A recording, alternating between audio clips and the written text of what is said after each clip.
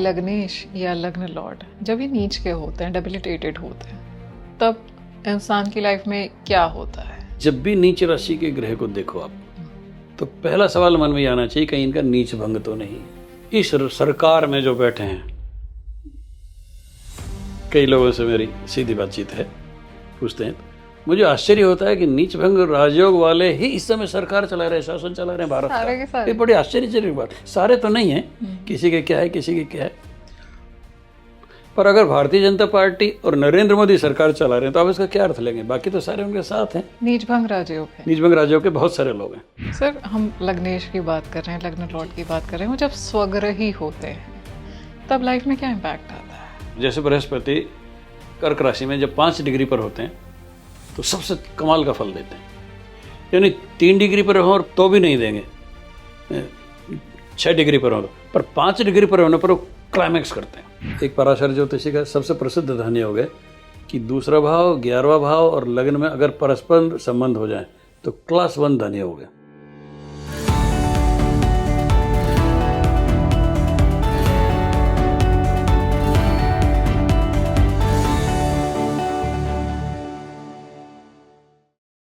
कहा जाता है जिसका लग्न मजबूत होता है या लग्नेश जिसका अच्छे भाव में होता है, प्रभाव में होता है, मैं कहूँगी कि लग्नेश स्ट्रांग है, वो इंसान अपनी लाइफ की कोई भी हर्डल, कोई भी स्ट्रगल को पास कर लेता है, यानी कि उसको कोई हरा नहीं सकता है। आज हम लग्न और लग्नेश इन दोनों को ही डेप्थ में समझने वाले हैं। नमस्कार, आप देख रहे हैं स्पीकिंग ट्री पॉडकास्ट। मैं हूँ आपके साथ माधवी वत्स, और इसी बेहद खास डिस्कशन के लिए आज हमारे साथ जुड़े हुए हैं पंडित सतीश शर्मा जी, जो कि एक रिनाउंड एस्ट्रोलॉजर हैं। उनकी जो एस्ट्रोलॉजी की समझ है, आप जब उन्हें सुनेंगे तो आपको लगेगा कि वो कॉन्सेप्ट्स, वो फॉर्मूलाज और एस्ट्रोलॉजी की वो इन डेप्थ नॉलेज आपको कहीं नहीं मिली, जो कि आपको इस पॉडकास्ट में मिलने वाली है। तो आइए, बहुत बहुत स्वागत करते हैं उनका। स्वागत है सर ऑन स्पीकिंग ट्री। नमस्कार सर, लग्न और लग्नेश की हम जब भी बात करते हैं, मैंने ऐसा सुना है कि लग्न कहा जाता है जिसका पॉजिटिव है या लग्नेश जिसका स्ट्रांग है, उस इंसान की लाइफ में प्रॉब्लम्स बहुत कम आती हैं, आते भी हैं तो वो इंसान उन प्रॉब्लम से निकल जाता है इजीली। इसमें कितनी सच्चाई है? आप ठीक कहते हैं। लग्न और लग्नेश ही आदमी का जीवन भर का स्टेटस तय कर देते हैं जन्म के समय। उदाहरण के लिए, किसी का सिंह लग्न में जन्म हुआ और उसकी नवांश लग्न भी मान लो सिंह ही हुई, तो ग्रहों को जिन कारणों से बलवान माना जाता है उनमें एक पैरामीटर ये भी है। तो इसको ज्योतिष की भाषा में कहेंगे वर्गोत्तम लग्न है। इतना होने मात्र से वह व्यक्ति लाखों लोगों से ऊपर उठ जाता है। जिसकी जन्म लग्न और चंद्र लग्न एक ही है, जन्म जात वो व्यक्ति लाखों लोगों से ऊपर उठ जाता है। शास्त्रों में कहा गया कि जिस राशि का उदय पूर्वी क्षितिज पर सुबह हो रहा हो, सूर्योदय के समय, वही लग्न होती है। तो आप इसको समझने के लिए यूं समझें कि जैसे एक माता प्रेग्नेंट हैं और वो आने वाले बच्चे के स्वागत के लिए हर तरह का विटामिन खाती है, हर फल सब्जी खाती है, खाने का ध्यान रखती है, ऐसा कुछ भी नहीं खाती जिससे उसके शरीर में उत्पात हो और बच्चे पर असर आए, तो उसका बच्चा सामान्य बच्चों से ज़्यादा अच्छा फिजिकली और मेंटली सिद्ध होगा। जिसने गत जन्मों में अच्छे कर्म किए होंगे, सब ग्रहों को प्रसन्न रखा होगा, किसी को मारा पीटा नहीं होगा, किसी के चक्कू नहीं मारा होगा, किसी गुरु की अवज्ञा नहीं की होगी, किसी सूर्य के प्रतिनिधि राजा को राज प्रतिनिधियों को सताया नहीं होगा, तो मान के चलना कि उसके लग्न में, जिस लग्न में जन्म लेंगे उसमें वो सब ग्रह स्थितियां डिस्प्ले हो जाएंगी जो उसके जीवन को अच्छा बनाएंगे। यानी एक एक्सपर्ट एस्ट्रोलॉजर होगा तो लग्न को देखते ही कह देगा कि इस व्यक्ति के जीवन में कितनी ऊंचाई आने वाली है, इसलिए लग्न का महत्व है। सर, लग्नेश की बात करें तो लग्नेश जब एग्जॉल्टेड होते हैं तब क्या होता है इंसान की लाइफ में? लग्न को महान बनाने वाले जो फैक्टर्स हैं उनमें एक तो मैंने बताया वर्गोत्तम हो जाए, दूसरा है लग्न के स्वामी कौन से ग्रह हैं, है ना। निश्चित है कि किसी भी जन्मपत्रिका में जो पाप ग्रह हैं अगर केंद्राधिपति या त्रिकोणाधिपति हो जाएं, त्रिकोण का मतलब 1, 5 और 9 भाव, और केंद्र का मतलब पहला भाव, चौथा भाव, 7वां भाव और 10वां भाव जी। अगर पाप ग्रह केंद्रीय त्रिकोण के अधिपति हो जाएं तो वो ज़्यादा शक्तिशाली होते हैं बजाय शुभ ग्रहों के। पाप ग्रह अगर हो, ये नई इन्फॉर्मेशन सुनी मैंने। केंद्र में तो एक दोष भी हो जाता है कि अगर वो अपनी राशि में या उच्च राशि में केंद्र में नहीं बैठे तो उल्टा पाप फल देने लगते हैं। इसको केंद्राधिपत्य दोष कहते हैं। केंद्राधिपति, केंद्र के अधिपति अगर शुभ ग्रह हो जाएं और उच्च में या स्वराशि इत्यादि में होकर केंद्र में ही नहीं बैठे तो उनका रिजल्ट ये मान के चलो 54 रह जाता, 25% रह जाता, जितना मिलना चाहिए उतना नहीं। जबकि पाप ग्रहों के साथ ऐसा नहीं होता। दूसरा ये होता है कि लग्न के स्वामी खराब भावों में बैठ जाएं, जिनको हम खराब मानते हैं, 6ठा, 8वां, 12वां, तो ऐसे भावों में कमजोर माना जाता है। पर कुछ पाप ग्रह 6ठे भाव में बैठ के ही खुश होते हैं, जैसे मंगल है। तो हर ग्रह के बारे में अलग रुख है। तीसरा ये कि उन ग्रहों की दशा ही जीवन में नहीं है। हम ये मान के चलते हैं कि लग्नेश की दशा इस जीवन में आएगी तो बहुत अच्छा होगा, पर यह संभव है कि लग्नेश की दशा ही नहीं आवे। ये कैसे? इसलिए कि दशा जो प्रमाण है वो चंद्रमा पर आधारित है, लग्न पर आधारित नहीं है। 360 डिग्री के घेरे में राशि चक्र में चंद्रमा जिस नक्षत्र के सामने पड़ेंगे और अगर उस दिन जन्म हो गया तो वो नक्षत्र किस ग्रह को अलॉटेड है। हालांकि ग्रह छोटा होता है पर फिर भी नक्षत्र स्वामी ग्रह माने गए हैं। वो ज्योग्राफी के हिसाब से, ज्योमेट्री के हिसाब से, ट्रिग्नोमेट्री के हिसाब से या ज्योतिष गणनाओं के हिसाब से, तो वो जो ग्रह के स्वामी हैं वो जो उनके लिए तय की गई अवधि है नक्षत्र की दशा, उस ग्रह की दशा उतने वर्षों के लिए फल देंगे। मान लो वो शुक्र ग्रह के नक्षत्र के सामने से चंद्रमा गुजर रहे हैं तो 20 साल का फल देंगे। पर जैसे ही उस नक्षत्र भोग को चंद्रमा पूरी करके 13 डिग्री 60 मिनट 20 मिनट का एक नक्षत्र भोग होता है, और जैसे 13-20 पूरी करके अगले नक्षत्र में जाएंगे तो शुक्र की जगह सूर्य महादशा आ जाएगी, वो 6 साल की ही रह जाएगी। तो क्या हम ये कह सकते हैं कि शुक्र के नक्षत्र में अगर जन्म होगा तो वो उसका डिस्प्ले 20 साल तक चलता रहेगा, और अगर सूर्य के नक्षत्र में जन्म लिया तो 6 साल के लिए। फिर उससे अगला जो नक्षत्र है चंद्रमा का अगर आया, 3 नक्षत्र चंद्रमा के होते हैं, तो वो 10 साल के लिए परिणाम देते रहेंगे। ये ऋषियों ने काल निर्धारण कैसे किया ये अभी तक कोई ज्योतिषी नहीं बता पाता। आधुनिक जो भी है ऋषियों की योग दृष्टि थी जो उन्होंने ये सब तय किया। तो मान लो वो दशा आपके जीवन में आई नहीं। जैसे मेरा निजी उदाहरण बताता हूँ। मेरे भाग्य के स्वामी शनि हैं और मेरे इस पूरे जीवन काल में शनि की दशा नहीं आएगी। उच्च राशि में है, शक्तिशाली हैं, अपनी अंतर्दशाओं में कमाल के रिजल्ट उन्होंने मुझे दिए, देश भर में ख्याति प्राप्त हो गई, विदेशों में बहुत जाना हुआ। वो शनि इतना दशा नहीं आने के बाद भी दे रहे हैं, जब जब अंतर्दशा आती है एक जंप दे देते हैं। अब मैं कल्पना करता हूँ अगर मेरे जीवन काल में दशा आती तो मैं क्या होता, ये एक अनुमान का विषय है। तो न केवल लग्नेश अच्छे हों, शक्तिशाली हों, उनकी दशा इस जीवन में आए भी, ये बहुत जरूरी है। जरूरी नहीं है कि उनकी दशा आएगी ही आएगी। देखिए ग्रहों के बारे में एक बात प्रसिद्ध है, अपनी दशाओं में परिणाम, श्रेष्ठ परिणाम कब देते हैं? अपनी दशाओं में, अपनी दिशा में ले जाके परिणाम देते हैं और अपने विषयों में ले जाके परिणाम देते हैं। तो वो रिजल्ट कब आएंगे? फिर अगले जन्म में आएंगे। सर लग्नेश या लग्न लॉर्ड जब ये नीच के होते हैं, डेबिलिटेटेड होते हैं, तब इंसान की लाइफ में क्या होता है? बड़ा उदाहरण लेके बताऊं? हाँ जी। नरेंद्र मोदी के वृश्चिक लग्न है, लग्नेश मंगल भी लग्न में है और चंद्रमा भी लग्न में है, तो चंद्रमा नीच राशि के हैं। इसलिए जब भी नीच राशि के ग्रह को देखो आप, तो पहला सवाल मन में आना चाहिए कहीं इनका नीच भंग तो नहीं है। अच्छा। अगर नीच भंग हो गया तो वो नीच के नहीं रहेंगे, फिर वो ऐसा फल देंगे जैसा जो श्रेष्ठ देना चाहिए।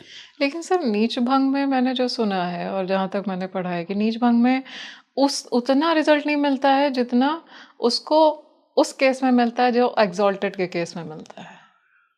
उतना पॉजिटिव रिजल्ट नहीं मिलता है। ये सच है, ऐसा है? मैं आपसे पूछ रही हूँ। मैं 2 उदाहरण दूंगा। नरेंद्र मोदी के चंद्रमा नीच राशि में है ना, चंद्रमा की दशा लगते प्रधानमंत्री हो गए। भारतीय जनता पार्टी नीच राशि के चंद्रमा, उनकी जन्म पत्रिका में 6ठे भाव में, जैसी चंद्रमा की दशा आई वो सत्ता में आ गई। उससे पहले भी जब चंद्रमा की अंतर्दशा आई अटल बिहारी जी वाजपेयी के समय, तब सत्ता में आए।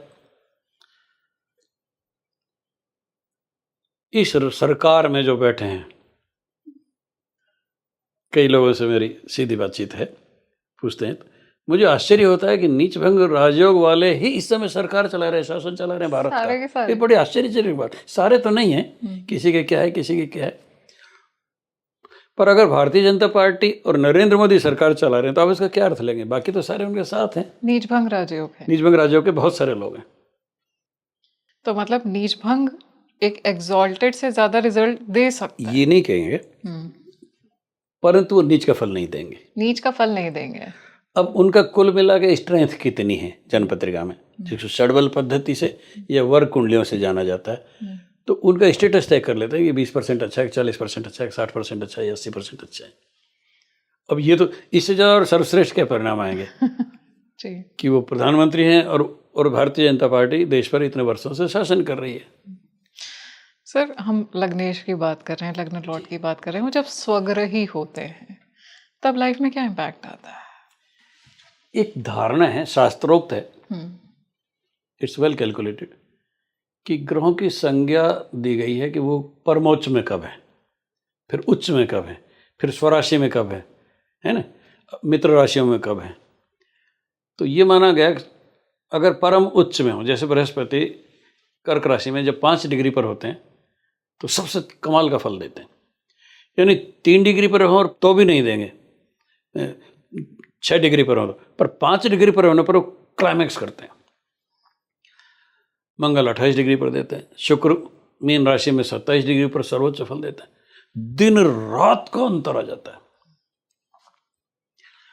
तो सबसे श्रेष्ठ फल 100% देते हैं जब परमोच्च होते हैं। अब एक अनुमान के अनुसार जब वो उच्च राशि में होते हैं तो 75 से 100% के बीच में रिजल्ट देते हैं, जब वो स्वराशि के होते हैं तो 50 से 75% के बीच में रिजल्ट देते हैं। एक ऐसा अनुमान का विषय, पर हर एक विषय में मूल्यांकन तो करना ही पड़ता है। पर हम लोग कई बार अंदाज लगा लेते हैं। संजय दत्त जब मेरे पास आए पूछने, फिल्म स्टार सब जानते हैं, तो उनके चंद्रमा 1 डिग्री 41 मिनट पर 7वें भाव में है। परमोच्च पर तब होते जब 3 डिग्री पर होते। आप जानते हैं उन्होंने बड़े बड़े कन्फेशन किए हुए। मैं एक जिज्ञासु के तौर पर, जो से तो हुई, मुझसे तो पूछते रहे कि 1 डिग्री 41 मिनट पर ना होकर अगर 3 डिग्री पर हो रही चंद्रमा वृषभ राशि में परमोच्च के, तो क्या होता? वो इतने बोल्ड एक्टर है, उन्होंने बहुत सारी बातें कन्फेस की अपने जीवन की। तो ये ग्रह 1 और 100 का फर्क डाल देते हैं उच्च राशि में और परमोच्च में होने में। अच्छा, सिर्फ कुछ डिग्री से।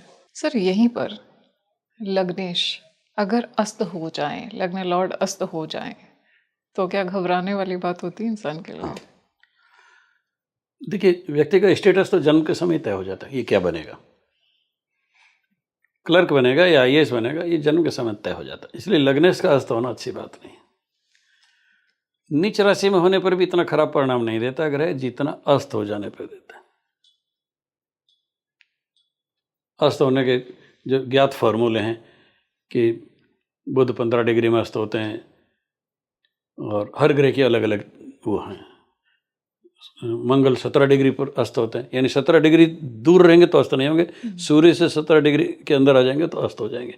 तब ये माना जाता है कि सूर्य का, मंगल का जो राशि है, रश्मियाँ हैं, उनको सूर्य आवृत कर लेते हैं और सूर्य का स्पेक्ट्रम दिखता है, और मंगल का स्पेसिफिक जो कलर माना गया है लाल, वो काम नहीं करता, 2 मेल हो जाता है उनके आगे। परिणाम क्या आएगा? एनीमिया हो जाएगा, ब्लड से संबंधित तकलीफें होंगी, ब्लड प्रेशर हो जाएगा, इस तरह के मंगल के जो गुण हैं वो सब उसमें। He will be lacking Mars characteristics. वहीं पर जब लग्न लॉर्ड 1, 4, 7 या 8वें भाव में होता है तब क्या होता है? केंद्र। इस चर्चा को और रोचक बनाने के लिए मैं एक वास्तु का एक पॉइंट ले आता हूँ। जी। लग्न से चौथे भाव का संबंध अगर चंद्रमा से ही हो जाए, चंद्रमा कारक है चौथे भाव के, तो उसका मकान जरूर बनता है। चौथे भाव के स्वामी या चौथे भाव के कारक ग्रह जो हैं वो शक्तिशाली हों तो मकान जरूर होता है। चौथे भाव में का बुध से संबंध हो जाए तो बुध ग्रह को शिल्प शास्त्र प्रवर्तका। अब शिल्प क्या होता है? जिसमें पत्थर का प्रयोग हो और फ्रंट एलिवेशन में काम आए, यानी बुध का चौथे भाव से संबंध हो गया।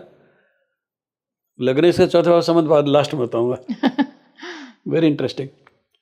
तो बुध का संबंध चौथे भाव से होते ही शिल्प शास्त्र आएगा, धनी होगा, मकान में फ्रंट एलिवेशन में पत्थरों का प्रयोग करेगा, तरह तरह के रंग लगाएगा। चौथे भाव से शुक्र का अगर संबंध हो गया तो इंटीरियर से बहुत शानदार होगा, महंगा सोफा लगाएगा, महंगी चीज़ें लगाएगा, हैं, चांदी का प्रयोग करेगा, अच्छे अच्छे सामग्री ला के रखेगा। पर चौथे भाव का स्वामी अगर मंगल में चला गया, लग्न में चला गया, तो उसके एक से अधिक शहरों में ज़मीन होगी। लग्नेश चौथे भाव में आ गया तो उसके एक से अधिक शहरों में ज़मीन होगी। तो मल्टी मिलियनेयर्स कहा जा सकता है। क्वीन एलिजाबेथ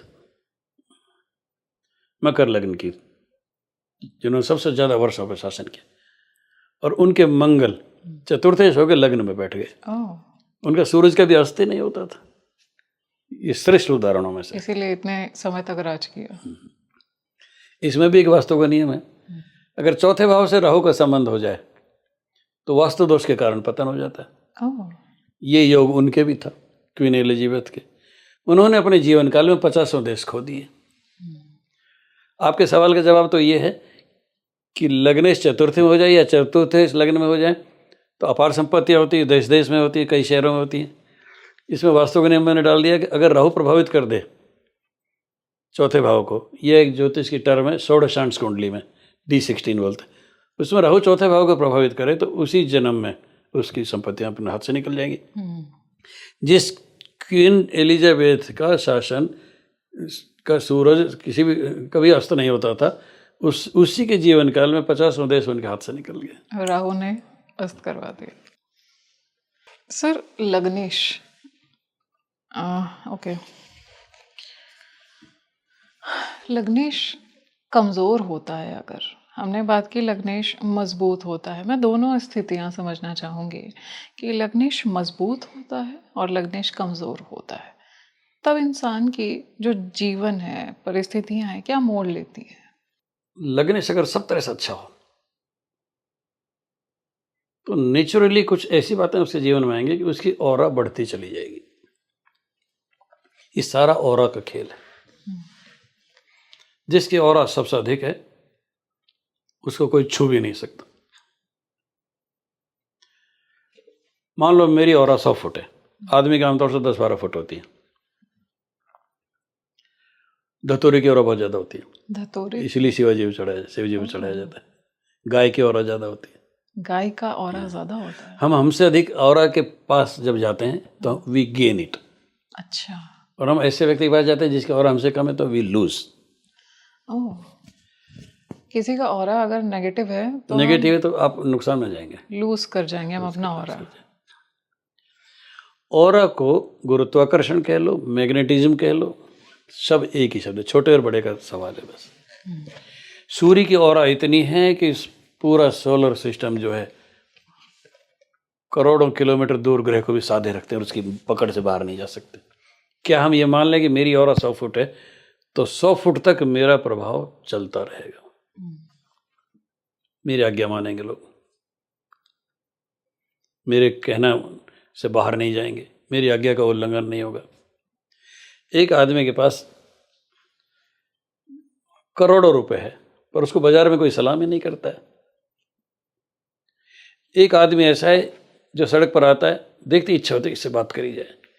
एक आदमी ऐसा है देख के सड़क, अरे छड़ना क्या मिलना, और किनारे कर जाता है। ये सब ऑरा का काम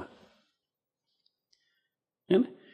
इसकी साइंटिफिक वैल्यू तलाश करेंगे तो मैग्नेटिज्म के वो लक्षण कि विपरीत ध्रुव एक दूसरे को आकर्षित करते हैं और समान ध्रुव जो है नेगेटिव नेगेटिव एक दूसरे को रिपेल करते हैं। तो ऐसी बात है। तो सर लग्नेश, जैसे आपने बोला कि मजबूत है लग्नेश, तो उसकी लाइफ में उत्थान निश्चित है। उसका मानसिक संरचना जो अच्छी होगी, उसका जो कैलिबर है, मेंटल कैलिबर है, वो अच्छा होगा।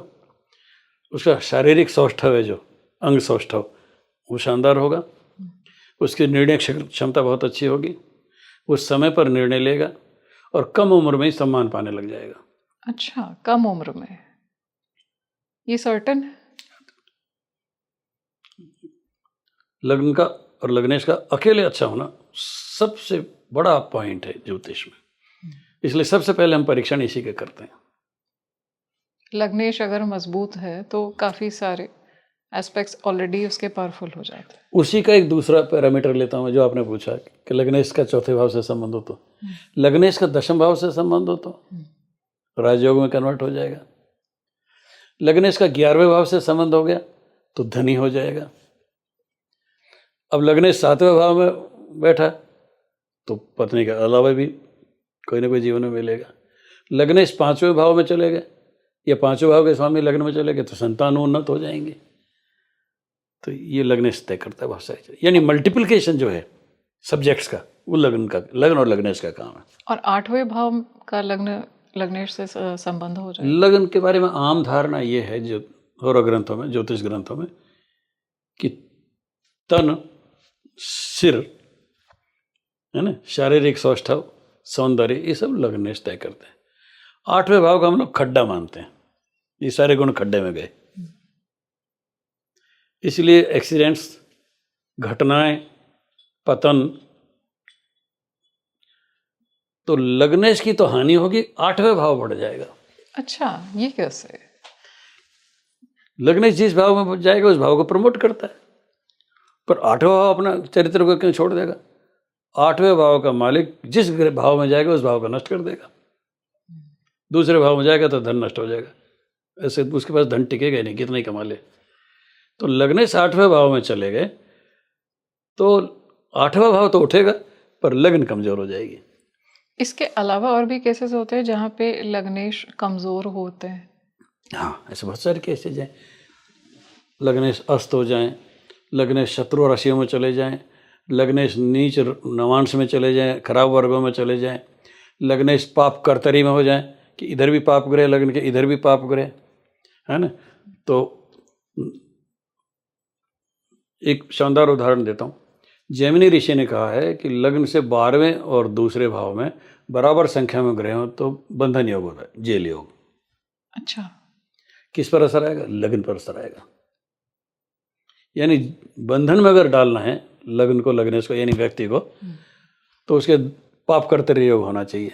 सर बाकी सारे ग्रह अगर नेगेटिव है या वीक हैं, लेकिन लग्न या लग्न लॉर्ड लग्नेश की हम बात कर रहे हैं, ये स्ट्रॉन्ग है, तब किस तरह से प्रभावित होती है किसी इंसान की जिंदगी?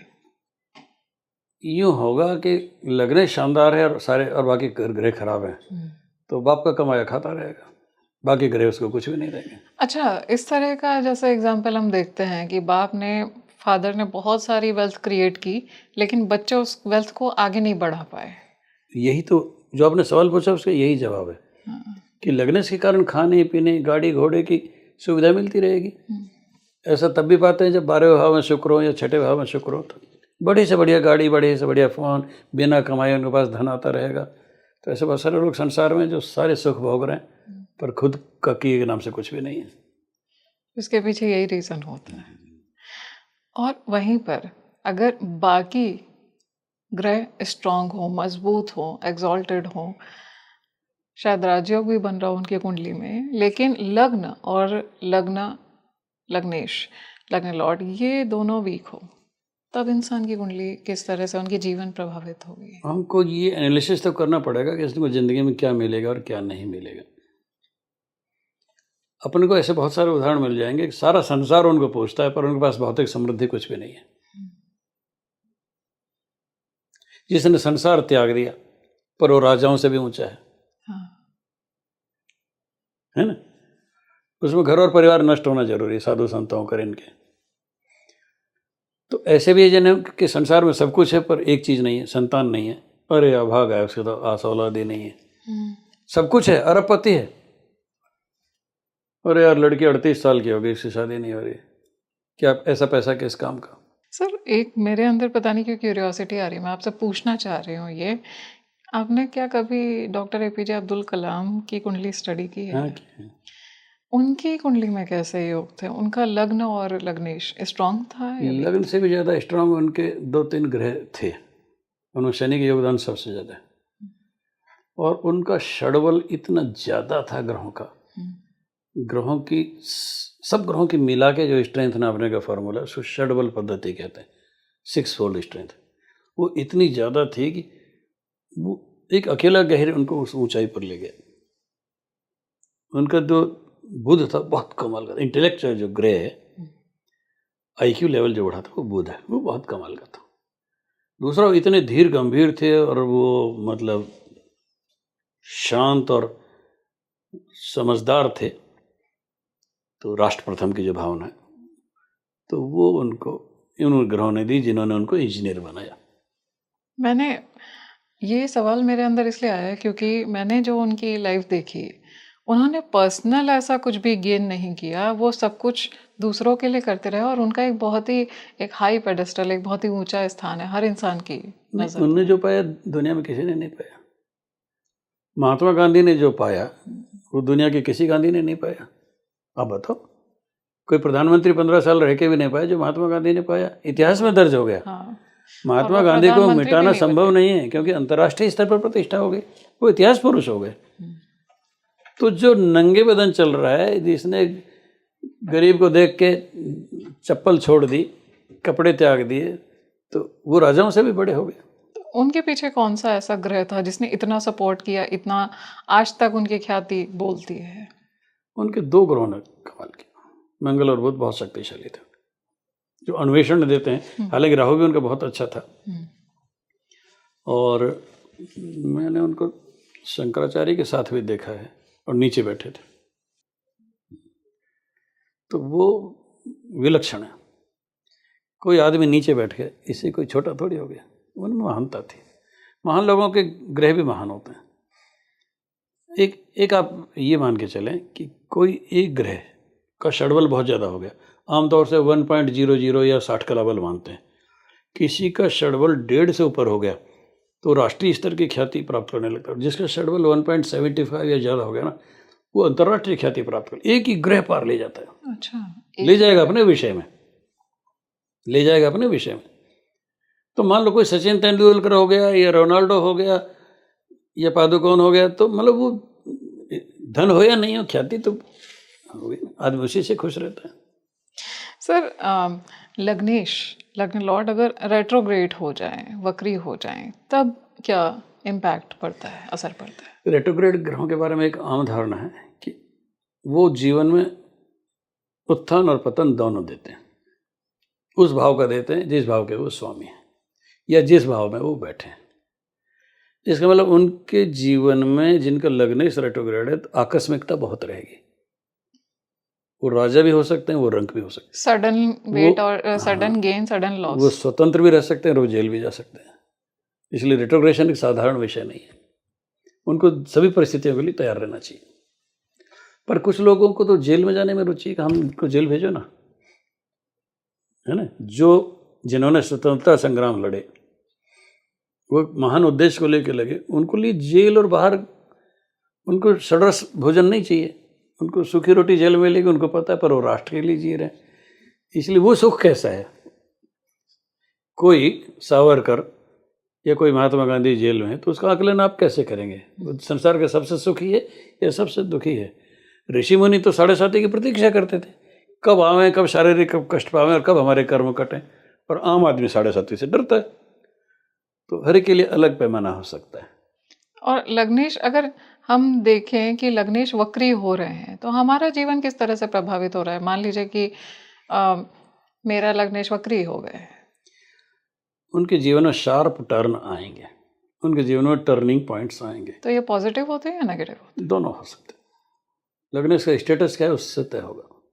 हालांकि ये माना जाता है कि लग्नेश सदा शुभ परिणाम देते हैं, पर वक्री होने पर रिजल्ट्स में वेरिएशन आ सकता है, पर लाइफ में शार्प टर्न उनके आएंगे।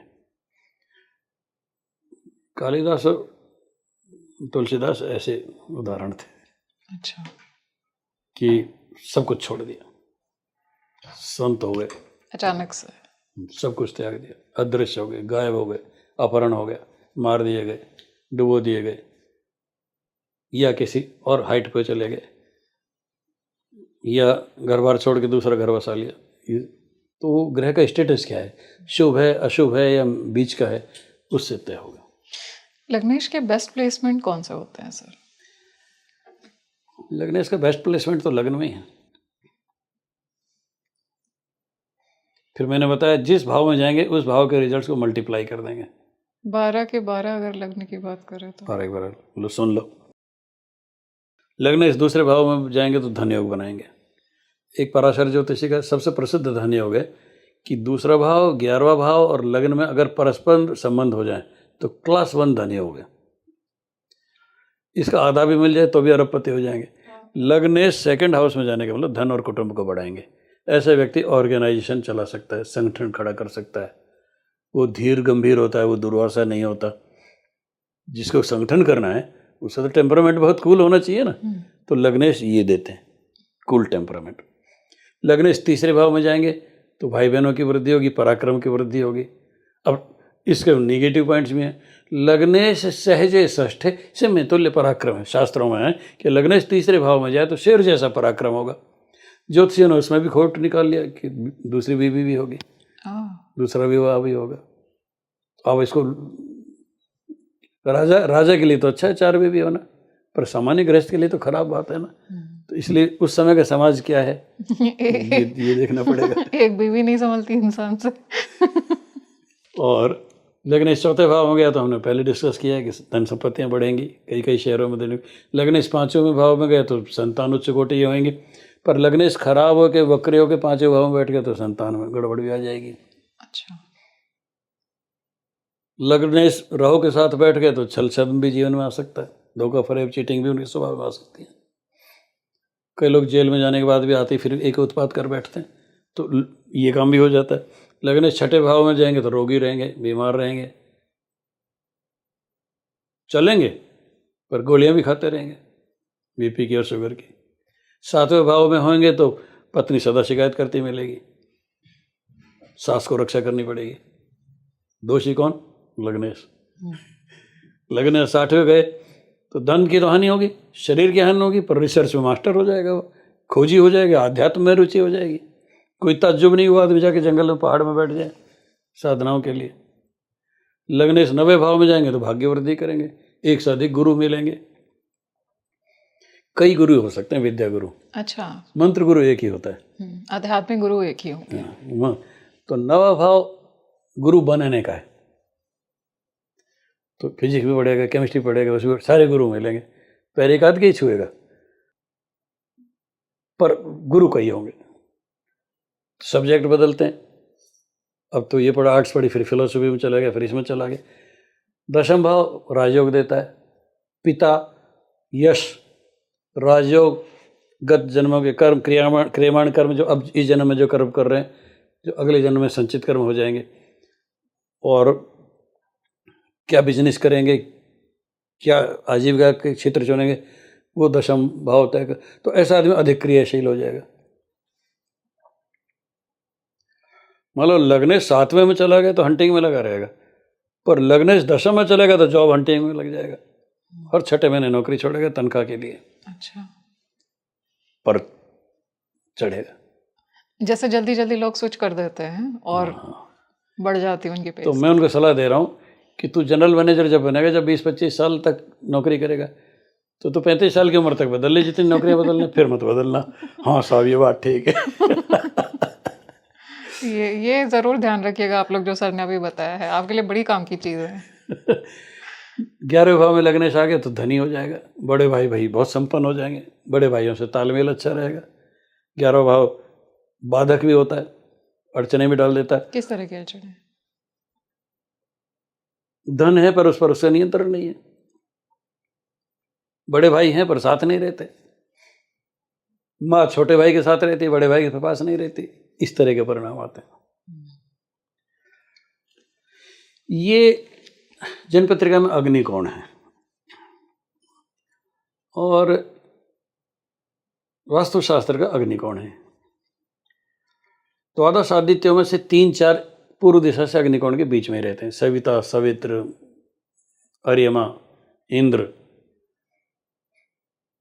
ये गत जन्मों के जो ताप हैं, कर्म हैं, वो भौतिक ताप में बदल देते हैं। पिछले जन्मों के जो नेगेटिव कर्म है उसका जो इम्पैक्ट है वो इम्पैक्ट प्रेजेंट में दे देते वो हैं। होगा कि साउथ ईस्ट में मियाँ बीवी सो रहे हैं और 36 का आंकड़ा है, 20-20 साल तक बात नहीं होती, मन में घर नहीं लगता। क्यों नहीं लगता? क्यों बाहर लगता है। तो 11वां भाव ये सब देता है। संपन्नता जनित जितनी बीमारियां हैं 11वें भाव से आती हैं। अच्छा, संपन्नता भी है लेकिन प्रॉब्लम भी। कर्म से कमाया, 10वें भाव से कर्म से कमाया, खूब कमाया, वो 11 भाव डिस्प्ले करेगा। अब जैमिनी ऋषि कहते हैं कि 11वें भाव में पाप ग्रह हो तो पाप मार्ग से आय आएगी, शुभ ग्रह होंगे तो शुभ मार्ग से आय होगी। उस पर आपने चाहा कि लग्नेश भी वहाँ बैठ जाए तो आय तो एक की 5 गुना हो गई। अब लक्ष्मी जी बहुत चंचला हैं, संपन्नता के दोष साथ लाते हैं। अष्टलक्ष्मी नाम सुना होगा आपने जी, है ना। अष्टम भाव में पाप ग्रह का मतलब स्थिर लक्ष्मी नहीं है और आने की जो गति है उससे चौगुनी गति से बाहर निकल जाती है। तो वो माध्यम खोजेगा कि रुपए को कहाँ ठिकाने लगाया जाए, कुटेवों में पड़ जाएगा। तो 11वां भाव ये तय करता है कि इसको मोक्ष दिया जाए या इसका पतन कर दिया जाए और योनि चक्र में उलझा लिया जाए।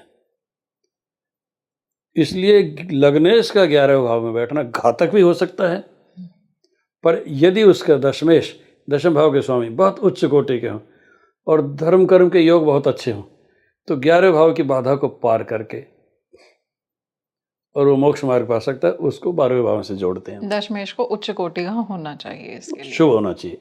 उच्च कोटि का मतलब तो डाकू भी हो सकता है, राजा भी हो सकता है, शुभ होना चाहिए। इसलिए लग्नेश आग में घी डालने का काम कर सकता है। इसलिए लग्नेश का शुद्ध होना बहुत जरूरी है, दशम भाव का शुद्ध होना जरूरी है। 11वें भाव की बाधाओं को, धन जनित बाधाओं को पार कर जाएगा तो वो मोक्ष मार्गी हो सकता है। ये जो लोग जिन्होंने संसार त्याग दिया, राजा भर्तृहरि राज्यपाट त्याग दिया, चाणक्य जंगल में बैठे हैं, वशिष्ठ, विश्वामित्र जंगल में बैठे हैं, ये सारे वो लोग हैं जिन्होंने 11वें भाव की बाधाओं को पार कर लिया। आदित्यनाथ योगी हैं, वो जीन्स क्यों नहीं पहनते? हाँ, योगी हैं, कन्फर्ट हैं। नाथ संप्रदाय में जो सिद्ध हो जाता है उसके मोटा सा छल्ला डालते हैं, कनपड़ा बोलते हैं गाँव में, वो सिद्ध, उन पर ये भौतिक ताप और ये सब असर नहीं करता। उनको मंत्री रहे नहीं रहे कोई फर्क नहीं पड़ता, लोग आलोचना करते हैं उनसे कोई फर्क नहीं पड़ता। और 12वां भाव?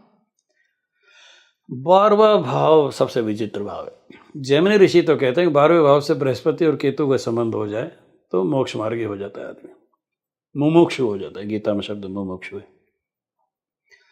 12वां भाव शयन सुख से भी संबंधित है।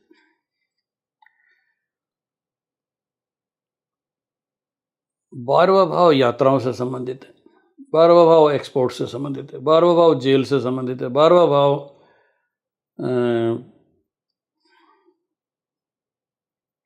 हॉस्पिटलाइजेशन से संबंधित है।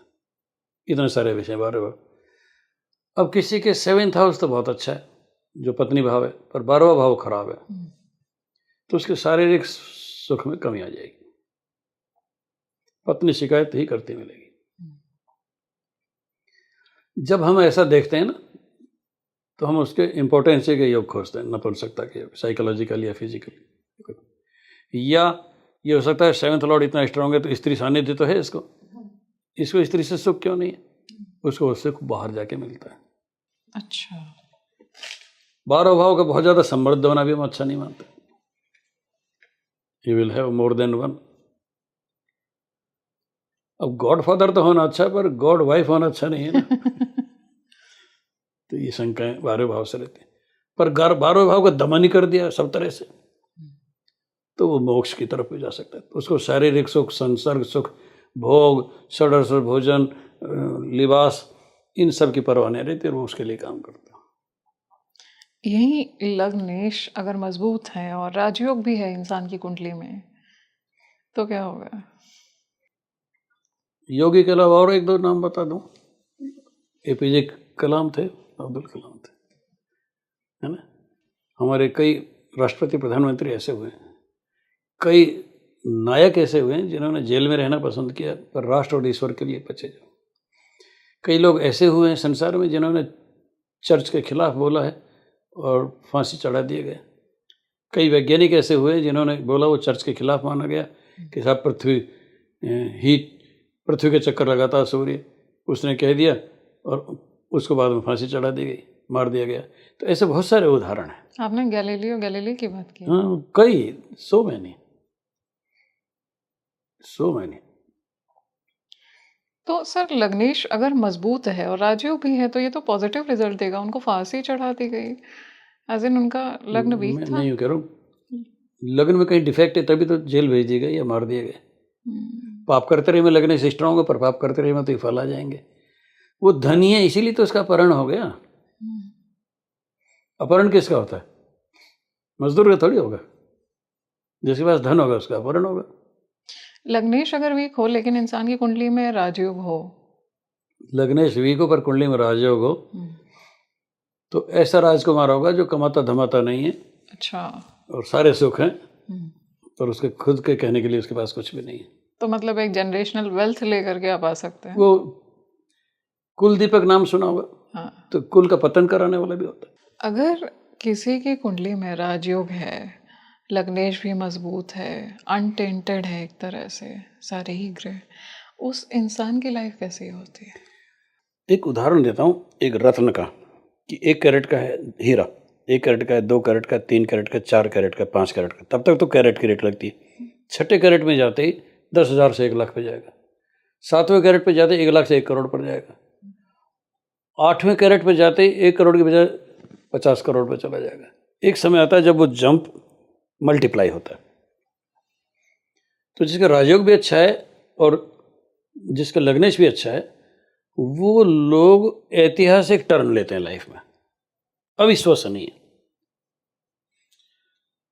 जयपुर महाराजा एक बार किसी गांव में गए।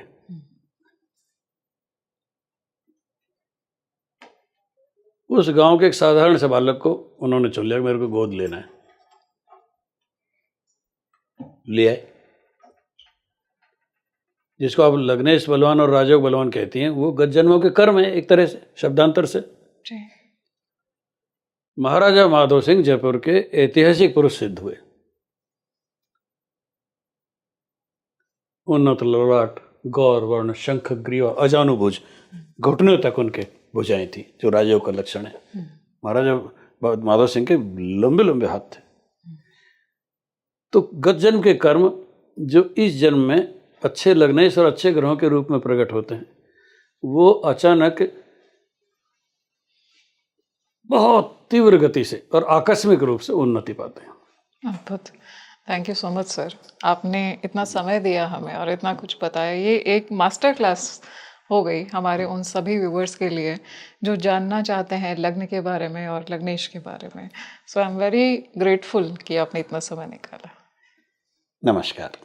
आप मुझे कमेंट सेक्शन में ये ज़रूर बताइए कि आपके लग्नेश कौन से भाव में बैठे हुए हैं और आपने इस पॉडकास्ट में क्या नया सीखा। ऐसा कोई सवाल है जो आप चाहते हैं हम सर से आने वाले पॉडकास्ट में ले, तो उसे भी कमेंट सेक्शन में ज़रूर शेयर करिएगा। और इस वीडियो को लाइक करिए, उस इंसान तक पहुंचाइए, उसको शेयर करिए जिसे जानना है कि लग्न और लग्नेश के वो गूढ़ रहस्य क्या हैं जो आमतौर पे आपको कहीं सुनने को नहीं मिलते हैं ज्योतिष में, वैदिक एस्ट्रोलॉजी में। आज के लिए मैं यहीं पर एक विराम लगाती हूँ, एक अल्प विराम है। हम फिर मिलेंगे एक और नए पॉडकास्ट में, एक और नए खूबसूरत टॉपिक के साथ में और डिस्कशन के साथ में। आज के लिए मुझे दीजिए इजाज़त। नमस्कार।